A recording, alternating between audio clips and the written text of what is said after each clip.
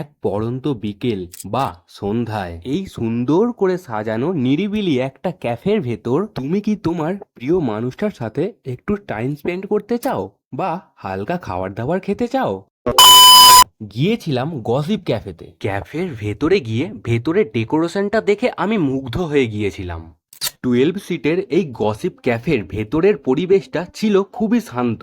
আর এই হলো ক্যাফের menu card. আর menu card দেখে বেভারেজের মধ্যে আমরা অর্ডার করেছিলাম ব্লু লাগন জুস, আর ফুডের মধ্যে নিয়েছিলাম চিকেন পপকর্ন। আর এই হলো ব্লু লাগন জুস, যার ওপরে ভাসছিল এক খণ্ড বরফের টুকরো, সাথে ছিল এক প্লেট ছোট ছোট চিকেন পপকর্ন। আর এই ব্লু লাগন জুসের মধ্যে এক চুমুক দিলেই তোমার মন আর প্রাণকে ঠান্ডা করে দেওয়ার জন্য যথেষ্ট। And it's chicken popcorn with every bite so soft. বাইরেটা ছিল যথেষ্ট ক্রাঞ্চি আর ভেতরে ছিল তুলতুলে চিকেন, একটা আলাদাই স্বাদ। আর এই গসিপ ক্যাফের লোকেশন ডেসক্রিপশন বক্সে দেয়া রইল।